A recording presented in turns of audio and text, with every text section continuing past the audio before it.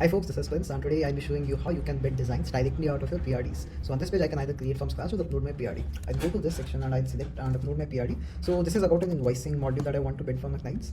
And I can also select multiple other documents if required. So once this is done, I click on create.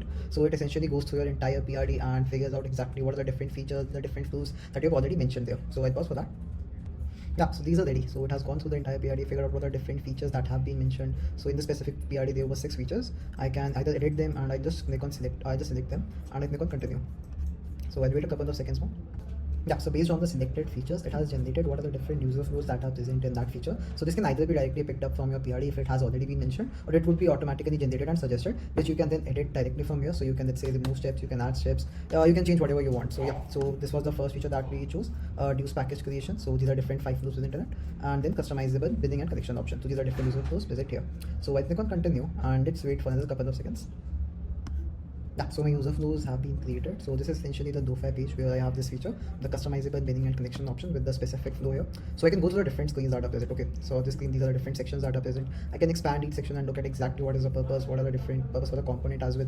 So I can add new components, let's say from this entire library. I can create entirely new screens. I can move them, duplicate them, delete them, and the basic CRUD operations. So yeah, that can easily be done. I can also see the second feature that we created here. So yeah, these are the different screens that have been created for this specific feature. So if I want, I can add new screens here. And what another cool feature that we can do is, if we want to selectively see what would be a design for a specific screen, we can also just by clicking on this button create that. So it takes a couple of seconds and the code for this would be generated. Yeah, so the design for this is ready. So I can see the low fidelity screen details on the right hand side, and I can see my screen on the left hand side. And once I'm happy with this, I can just close this, go through the remaining screens. Another cool thing that we can do is, if I click on this pencil icon, I can actually go through the existing user flow that is present, and if I want, I can actually edit it. So let's say remove step.